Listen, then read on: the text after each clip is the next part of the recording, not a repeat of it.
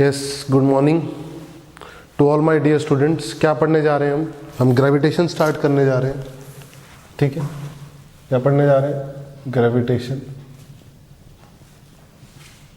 ठीक है, new chapter start कर रहे हैं, ग्रेविटेशन।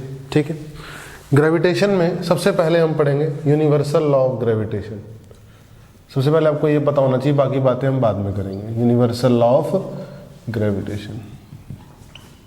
ठीक है, it states that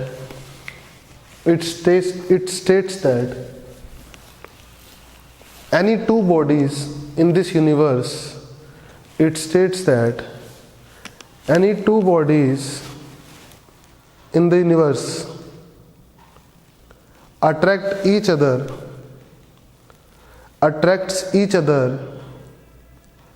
with a gravitational pull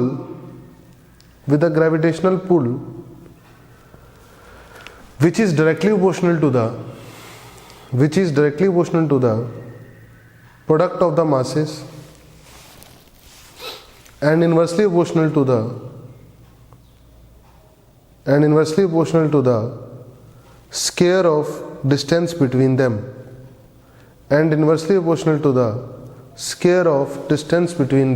मतलब देखो मेरी बात सुनो।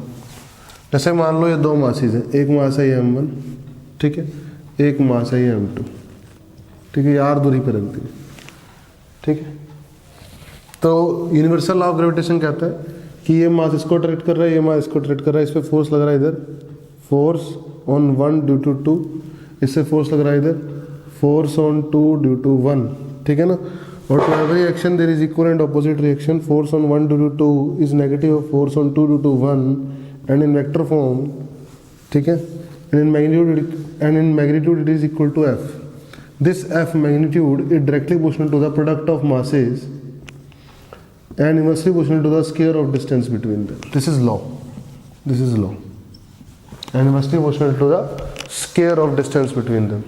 ठीक है, जब मैं कंबाइन करूंगा तो मुझे मिलेगा f equal to gm1 m2 upon r square.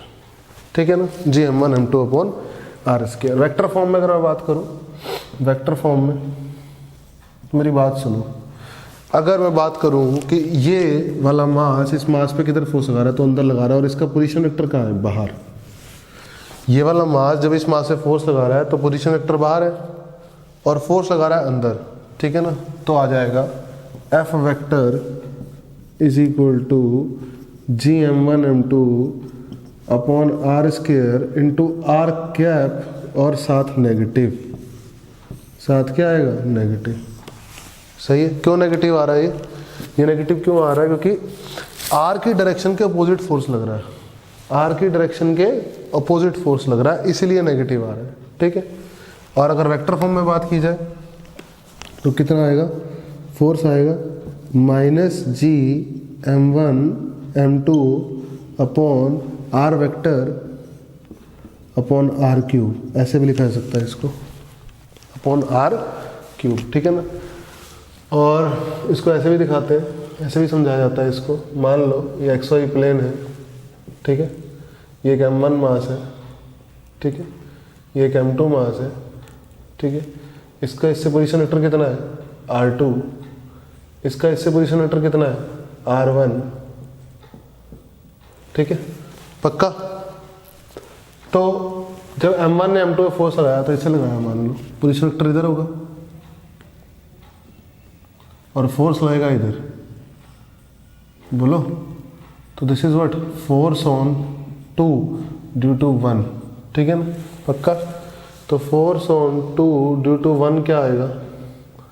आएगा minus G m1 m2 upon R square into R cap. बोलो, ये आर होगा। सही है, पक्का? अब अगर आगे देखोगे तो फोर्स ऑन 2 ड्यू टू 1 आएगा minus G m1 m2 upon R cube into R vector.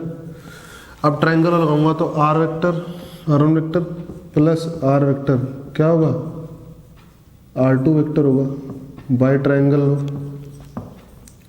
Triangle law से यही होगा कि नहीं होगा? बोलो, सही है। तो आर वेक्टर की वैल्यू कितनी आएगी?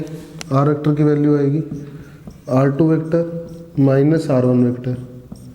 उठा के जब मैं पुट करूँगा तो फोर्स ऑन 2 ड्यू टू 1 आएगा minus G M1 M2 R2 vector minus R1 vector upon R2 vector minus R1 vector का मैग्नीट्यूड का cube this is force on 2 due to 1, this is force on 2 due to 1, सही है। Similarly force on 1 due to 2 क्या आएगा, similarly force on 1 due to 2 क्या आएगा, देखो इसको रेज कर देते हैं तो कुछ भी नहीं है, सिंपल, ठीक है। सिमिलरली इसमें लिख भी सकते हैं हम, सिमिलरली ऐसे लिख भी सकते हैं,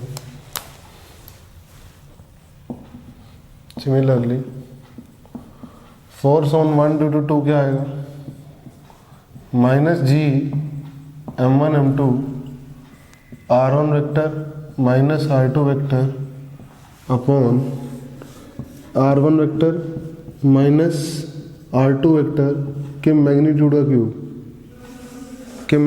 का cube, this is what, this is force on 1 due to 2 and this is what, this is force on 2 due to 1, ठीक है।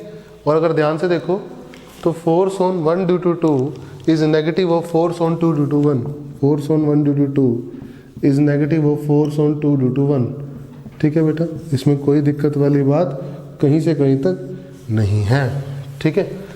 तो ये हमने क्या पढ़ा, यूनिवर्सल लॉ ऑफ ग्रेविटेशन क्या होता है और उसकी वेक्टर फॉर्म, ठीक है, आपको आना चाहिए।